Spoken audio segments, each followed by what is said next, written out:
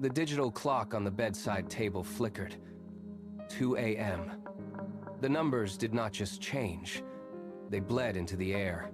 A harsh, crimson glow erupted from the device, washing over the bedroom in waves of deep, synthetic red. It was not the soft light of a lamp or the familiar spill of moonlight. It was heavy. It clung to the surfaces of the room, turning the shadows into jagged, unfamiliar shapes. Zyro stirred. The air in the room had grown thick, carrying a static charge that made the fine hairs on his arms stand upright. He did not wake to a sound, but to the pressure of the light. He shifted, his hand brushing against the cold, smooth surface of the nightstand. The crimson glow pulsed, rhythmic and steady. He pushed himself up, his breath hitching in his throat as the room seemed to shrink, the walls closing in under the weight of the red hue. He blinked, trying to clear the haze, but the light only intensified, casting long, distorted shadows. The silence was broken by a high-pitched whine. Zyro reached out. His fingers trembled as they hovered inches above the nightstand. The smartphone sat there, its surface slick and cold, vibrating with a frequency that rattled his teeth. A high-pitched hum filled the room, a thin, piercing sound that seemed to vibrate directly inside his skull. He pulled his hand back, his heart hammering against his ribs. The device did not stop. It skittered across the wood, an inch at a time, driven by its own internal agitation. He leaned in, squinting against the oppressive red light. On the glass, a single icon pulsed. It was a jagged black shape, sharp-edged and irregular, sitting in the center of a deep red field. He reached out again, his skin prickling with a sudden sharp instinct to pull away. The phone buzzed violently, the sound escalating into a metallic whine. He pressed his thumb against the black shape. The vibration stopped instantly. The room went deathly quiet. The screen went pitch black. The silence was heavy, a vacuum that sucked the air from the room. Then, a line of text crawled across the glass in a sharp, glowing font, burning into his retinas. "We know you, Zyro." He tried to let go, but the device seemed to fuse with his palm. Before he could drop it, the screen erupted.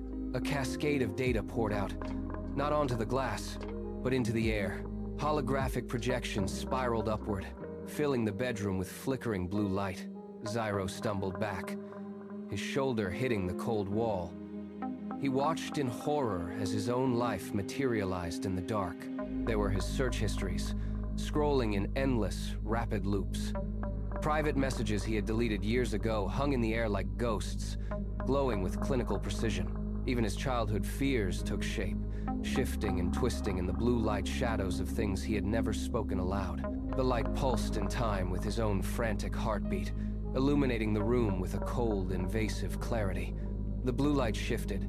The chaotic swirl of his own history suddenly snapped into a rigid geometric grid. The projections dissolved into sparks, then reformed into a single, clean line of text hovering at eye level. "We can make your life perfect. Just follow the instructions." Zyro stopped breathing. He stared at the glowing letters, his chest heaving. The room felt smaller, the walls pressing in, but the terror that had gripped him moments ago began to fray at the edges. He looked at the phone in his hand. It was no longer vibrating. It felt warm, almost inviting. He shifted his weight, his feet sliding on the floorboards as he leaned closer to the text. The promise hung there, steady and unwavering. "Perfect." The word echoed in his mind, stripping away the shame of the exposed secrets. He thought of the debts, the missed opportunities, and the hollow routine of his days. The app was not just a mirror, it was a map. He tapped the screen. A new command appeared, simple and direct. He read it twice, his eyes widening. The silence of the room no longer felt like a threat. The morning air was sharp and smelled of damp pavement. Zyro stood at the entrance of the alleyway, his hands deep in his pockets. The instruction on his screen had been precise. Turn left at the corner, walk past the rusted dumpster, and look down. He hesitated, his pulse drumming against his ribs. This was madness. He was following a digital command like a stray dog. He took a step, then another, his boots crunching on broken glass and discarded paper. The alley was narrow, shadowed by towering brick walls. He reached the dumpster, the metal cold and slick with grime. He stopped, his gaze dropping to the ground. There, Half hidden beneath a sodden cardboard box lay a thick leather wallet. He knelt, his heart hammering in his throat, and pulled it free. The leather was worn but heavy. He pried it open. A thick stack of bills sat tucked inside, untouched and waiting. The app had been right. The skepticism dissolved, replaced by a sudden, dizzying rush of belief. He tucked the wallet into his jacket and walked out. The next morning, the phone did not just offer a suggestion. It issued a mandate.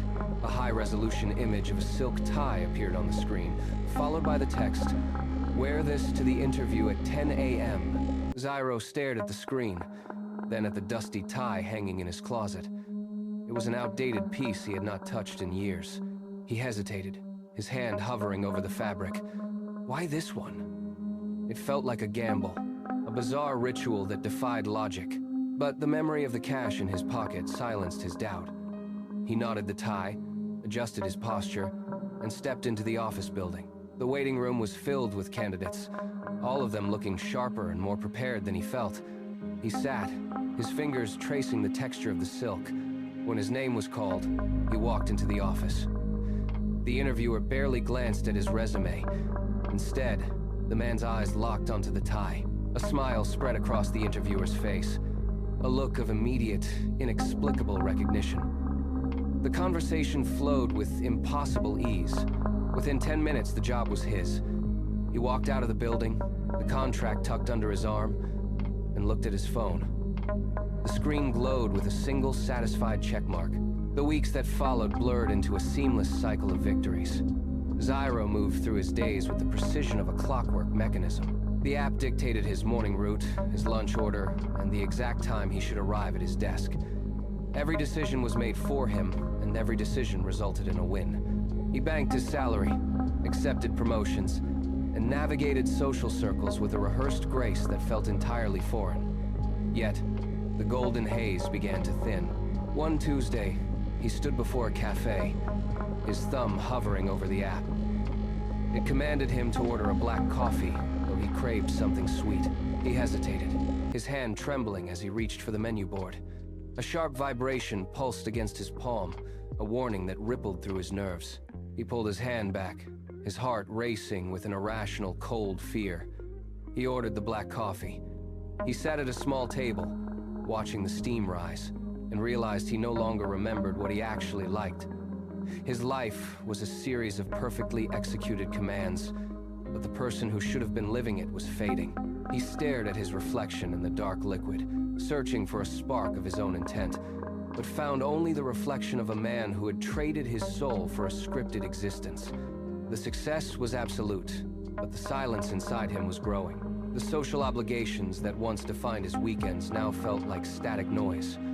When his phone buzzed with a message from a friend asking for dinner, Zyro looked at the screen and felt nothing. The app flashed a new directive. Stay home, review the data. He swiped the friend's message into the trash without a second thought. He did not reply. He did not explain. He simply turned the ringer off and placed the device face down on the table. The silence in his apartment deepened, no longer heavy, but absolute. He stopped initiating conversations at work, offering only clipped nods or single-word responses.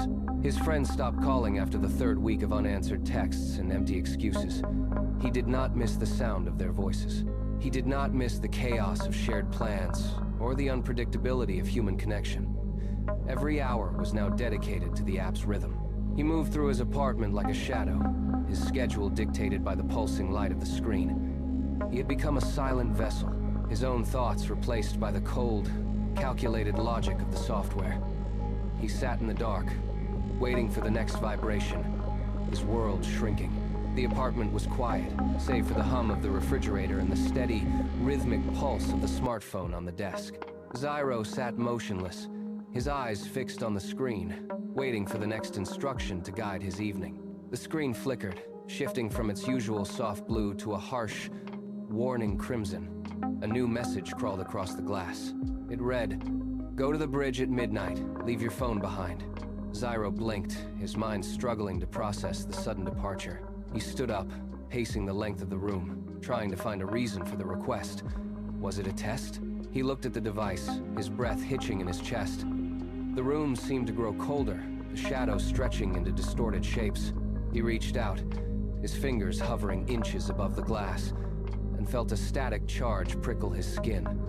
The command remained, unmoving. The realization hit him with the force of a physical blow. His blood turned to ice, and the silence of the room suddenly felt suffocating. Zyro reached down and snatched the device from the desk.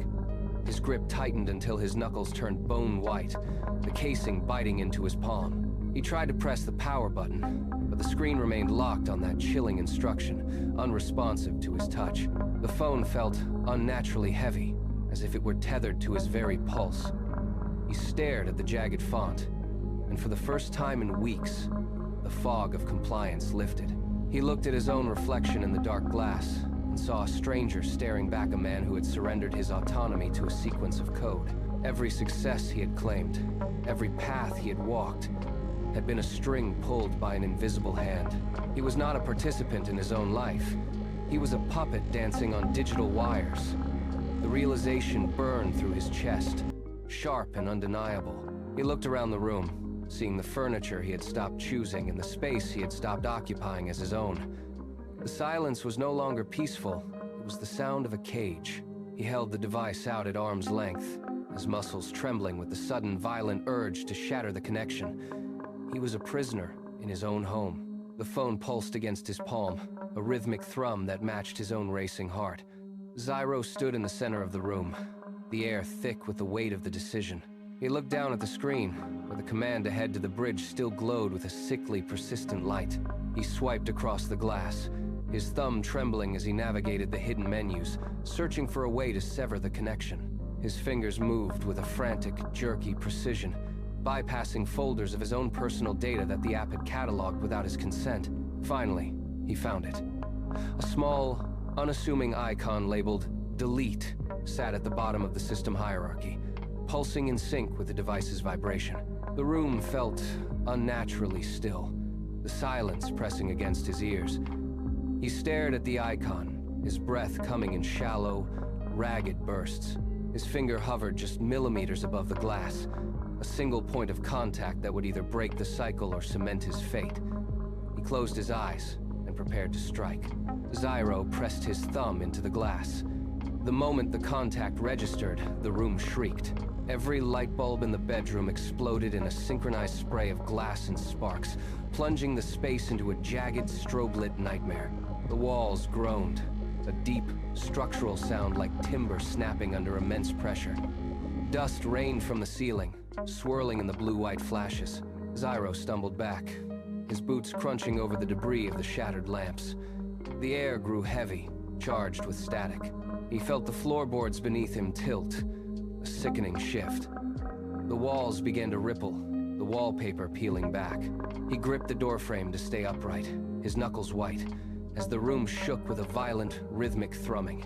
The app was not merely closing, it was tearing the environment apart. Every surface vibrated with a high-pitched, discordant whine. He held his ground, watching as the shadows in the corners of the room stretched and warped, clawing at the edges of his vision. The phone in his hand transformed. It ceased to be a tool and became a furnace. A searing, white-hot heat radiated from the casing, biting into his palm with the intensity of molten metal. Zyro gasped, his fingers spasming, but the device refused to drop. It felt as though the plastic and glass had softened, molding itself to his skin, creating a painful, permanent bond. He tried to shake it loose, his arm whipping through the air, but the phone remained locked to his grip. The heat intensified, blistering his skin and sending sharp, stinging jolts of agony up his forearm. He could smell the acrid scent of scorched flesh and melting circuitry. He slammed his hand against the doorframe, hoping the impact would jar the device free, but the phone only pulsed with a deeper, more aggressive heat. It was a physical manifestation of the app's refusal to die, a final, desperate attempt to burn its way into his very biology.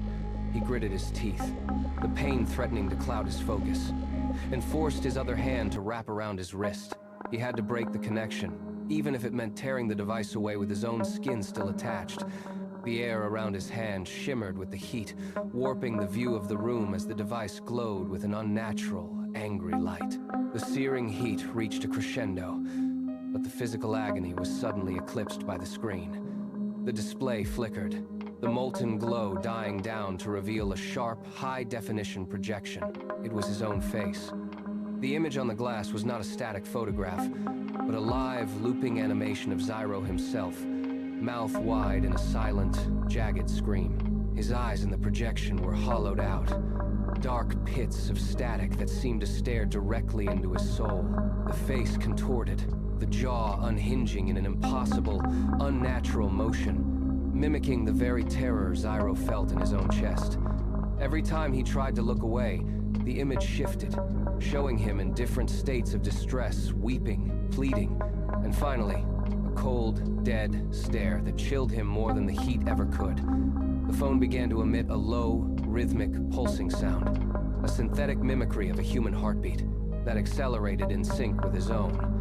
It was a calculated, psychological barrage designed to shatter his focus and force him to drop the device in sheer revulsion. The screen flickered rapidly, layering his screaming face over images of his past, his childhood fears, and the moments of his greatest weakness. The app was no longer just a program. It was a mirror reflecting his deepest vulnerabilities, weaponizing his own identity to paralyze his will. The screaming face on the screen distorted, its features stretching into a grotesque mask of his own failures.